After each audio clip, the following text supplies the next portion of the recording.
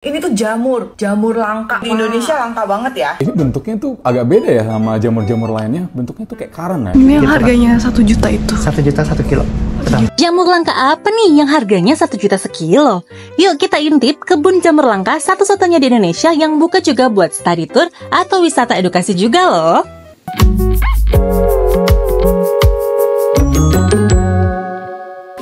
Gara-gara penasaran sama jamur langka dengan harga 1 juta ini yang manfaatnya bisa buat mengobati kanker juga, akhirnya tim Putar Bandung samperin langsung ke kebunnya yang ada di Lembang.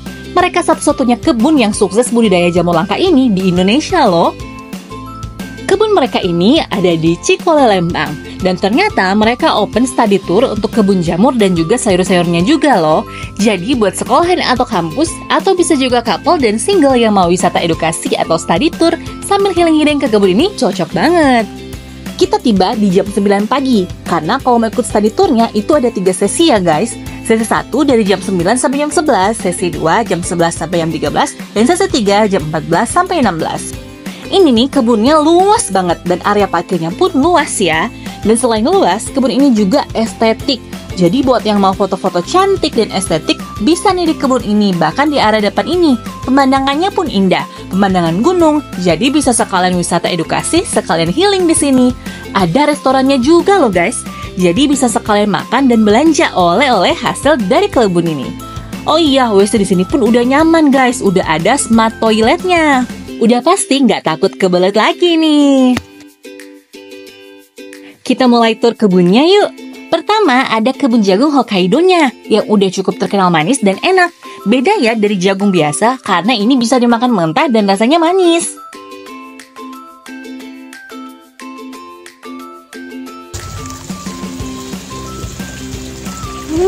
Manis.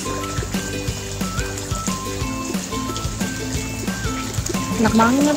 Ini jagung Hokkaido nih kak, jagungnya bisa dimakan mentah.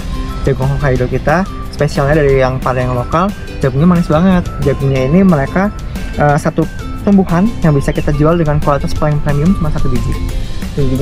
Tingginya cuma segini aja, mentok. Mereka pertumbuhannya tapi kita harus tunggunya 3 bulan. Pertumbuhannya khusus seperti ini kak, spesial. Kita tanahnya kita kasih mulsa, kita berpijaknya di bawah paranet. Tujuannya supaya untuk meminimalisir juga supaya nggak banyak rumput liar tumbuh. Lebih hati juga, nutrisinya pun bisa lebih terserap ke tanaman lebih optimal. Jagung Hokkaido yang ini. Dan sekarang lagi musim panen jagungnya loh, harganya 51.000 untuk 2 jagung manis. Kalian harus coba walaupun hanya sekali seumur hidup. Kemudian kita mainin ke kebun ice lettuce-nya. Kak, ini namanya Crystal Ice Lettuce. Crystal Ice Lettuce ini sepengetahuan kami memang di Indonesia baru kami yang buat. Tapi Crystal Ice Lettuce ini tanamannya spesial banget. Tanamannya kakak bisa lihat, mungkin boleh dilihat. Crystal Ice Lettuce ini punya pori-pori kayak kristal kayak gini kak. Di batang daunnya seperti kayak kristal-kristal gitu kak. Mereka bisa dimakan mentah, crunchy banget. Terus rasanya agak sedikit asin sama asam. Cocok banget untuk salad. Karena di samping buat salad pun manfaatnya macam-macam. Mulai dari mencegah sembelit, bagus untuk meningkatkan kesehatan kardiovaskular dengan cara menurunkan hipertensi sama kolesterol, bagus untuk radang paru-paru, bagus untuk radang tenggorokan. Jadi ice lettuce ini bisa dimakan mentah sebagai salad. Daunnya renyah, nggak pahit, crispy gitu. Fresh banget deh, enak banget dijadiin salad, dicocol ke sausnya. Fresh gitu ya. Kayak fresh, dingin, crunchy, ada crunchy. Dari situ lalu kita OTW ke area jamurnya. Yang pertama ada Maitake The King of Mushroom, 1 juta sekilo yang kaya akan manfaat. Kenapa sih sampai mahal? Karena jamur ini cuma bisa tumbuh di kayu jati dan tingkat keberhasilannya hanya 70% guys. Nah ini kak, ini yang namanya jamur Maitake. Jamur ini disebut sebagai The King of Mushroom. Jamurnya pertumbuhannya 5 bulan, jadinya cuma sekali kak. Jamur ini kenapa disebut sebagai The King of Mushroom? Karena dia nutrisinya bagus banget untuk memblok sel kanker, meregenerasikan semua sel yang rusak, bagus juga untuk menciptakan daya tahan tubuh, bagus juga untuk kita-kita nih yang nggak pengen repot menggantikan daging nih, bisa nih. Ini bisa banget untuk gantiin daging karena mereka tinggi serat juga. Jamurnya sepengetahuan kami di Indonesia baru kami yang berhasil buat, baru IP Farm. Jamur ini tumbuhnya cuma sekali ya kak. Medianya kalau di kita hanya mau pakai kayu jati, selain kayu jati jamurnya nggak akan tumbuh. Tumbuhnya untuk tingkat keberhasilannya di angka 60-70% karena jamurnya memang sulit sekali untuk dibudidayakan. Ini yang Gitu, harganya 1 juta itu. 1 juta 1 kilo. 1 juta Kalau bibitnya lagi bagus, biasanya 1 biji bisa sampai 100 gram. Gitu. Segini sih biasanya bisa 100 gram, tapi rata-rata average-nya di 80-an gram. Kalau mau beli produk-produk dari Maitake yang udah dikemas jadi kapsul untuk obat kanker atau suplemen kesehatan, mereka juga jual loh di sini. Ataupun yang mentahan, hasil panen, dan kalau mau dimakan sebagai lauk pauk juga bisa dibeli di Shopee-nya atau order via DM juga bisa.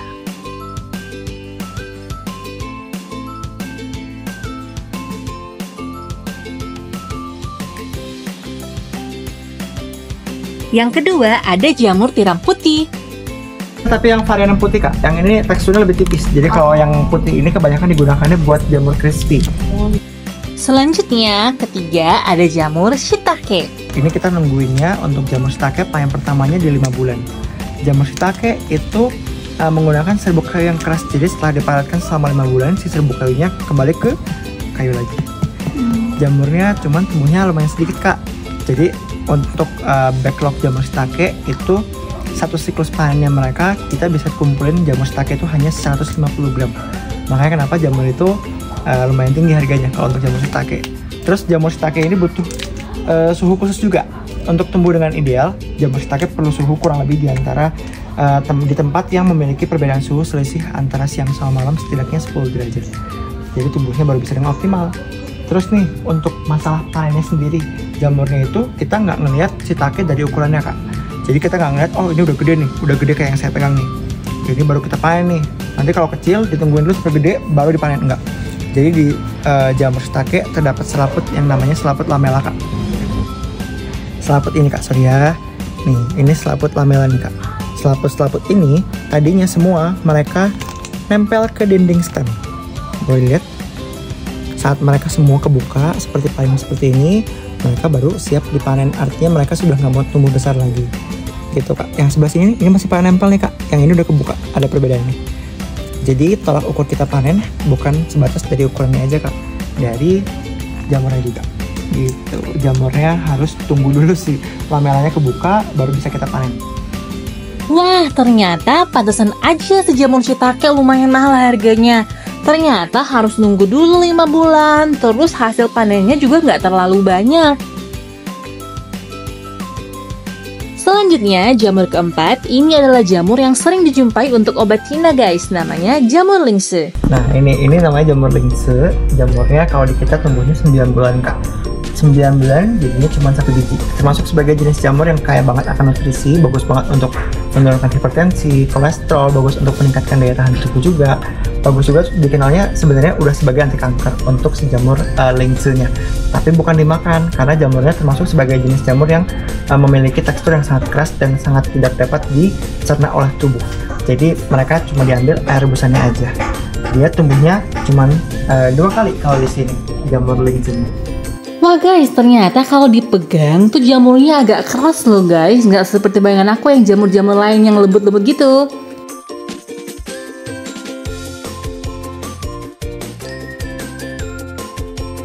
Yuk kita lanjut ke jamur kelima adalah jamur kuping. Kalian tahu kan ini jamur yang suka ada di sup-sup gitu.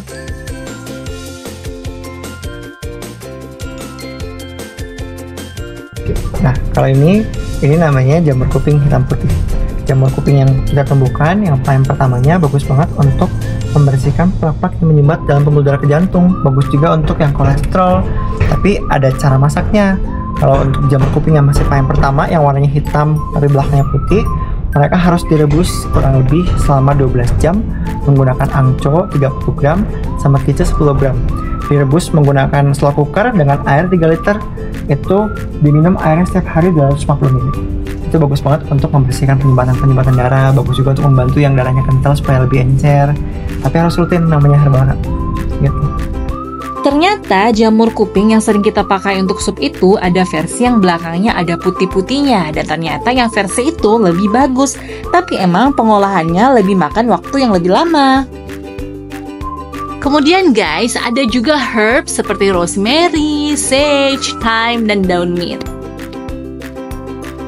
Nah, ini ada tanaman herbal kita kak. Kita punya mint, Nah, sebelah sini kita ada mint, sebelah sini kita punya thyme, di sebelah sana kita punya rosemary, di sebelah sana juga kita punya sage, daun sage yang kebanyakan bagus banget untuk mengurangi bau amis dari ikan biasanya. Tapi kalau thyme juga nggak kalah bagus kak. Ini thyme bagus banget untuk meredakan batuk. Kebanyakan komposisinya ditemukan di obat-obat herbal namanya Thymus vulgaris herba. Dia bagus untuk mengurangi jerawat juga. Bagus juga untuk meningkatkan daya tahan tubuh. Kalau mint udah basic banget. Kalau untuk mint bagus juga untuk melegakan tenggorokan sama melegakan perut kembung. Bagusnya sih mint.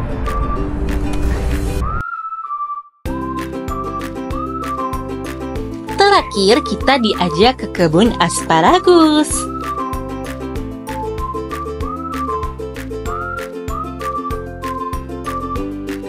Nah ini kak, ini adalah growing house asparagus kita. Asparagus kita tumbuhnya 9 bulan kak. Asparagus yang kayak gimana kak? Yang seperti ini. Asparagus yang warna hijau. Kita panen kurang lebih setelah 30 cm dari batangnya keluar dari tunas. Nah si asparagus ini termasuk sebagai jenis tanaman yang nggak boleh kena hujan. Mereka harus lembab, tapi tanahnya sebenarnya nggak boleh selembab ini sih kak. Harus agak kering tanahnya. Kayak gini asparagusnya. Mereka tumbuhnya paling banyak di musim berberan. September sampai Desember tumbuhnya bisa paling banyak. Ini abis disiram kak. Biasanya kering harus kayak gini semua biasanya.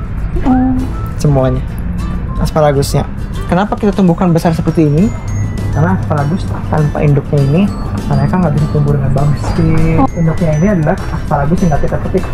Jadi kalau kemungkinan kayak gini kak, ada di sela-selanya mereka ada yang udah kita potong karena udah mati.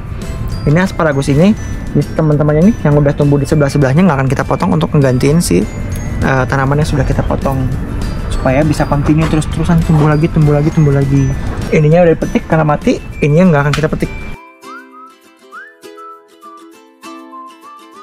Sebenarnya guys, di sini tuh masih banyak jenis sayuran lainnya, tapi emang di sini tuh sayurannya dirotasi, jadi ternyata nggak selalu sama.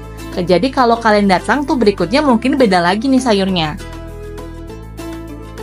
Nah, setelah study tour ke kebun IP Farm, kita bisa lanjut ngemil atau makan besar di kafenya. Atau bisa juga foto-foto di kebunnya yang estetik banget. Banyak bunga-bunga dan kursi-kursi estetik gitu.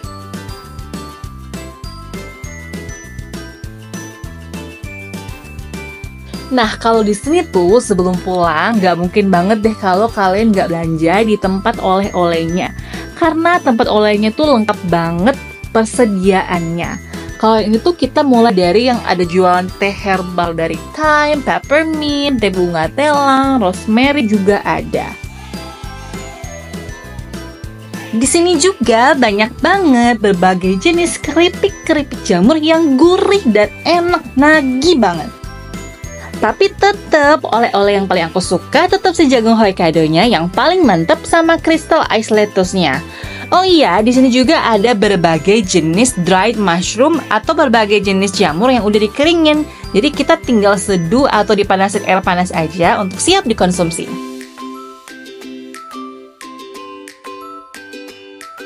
Nah, abis dari kebun, juga abis jalan-jalan oleh-oleh, kita lapar kan ya. Akhirnya kita memutuskan untuk makan di sini. Kita spill ya menu-menunya. Ada banyak banget pilihan juga dengan berbagai harganya.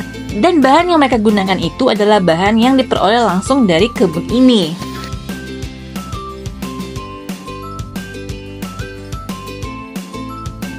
Tada! Ini dia makanannya. Enak-enak banget nggak sih kelihatannya? Ada lumpia jamur dan tahu isi jamur yang paling enak nih. Gurih-gurih crunchy dan nikmat. Wajib cobain deh, terutama lumpianya. Aku yang nggak suka lumpia aja, khusus ini suka loh, apalagi kalau dicocol sama sausnya. Kalau tahunya sih agak asin menurutku, tapi yang demen rasa asin bold cocok banget. Terus ada juga rice ball jamur. Ini sih mantap, jamurnya beneran crispy, enak pol. Sama nasinya pas, mantap banget. Kalian wajib coba yang ini juga.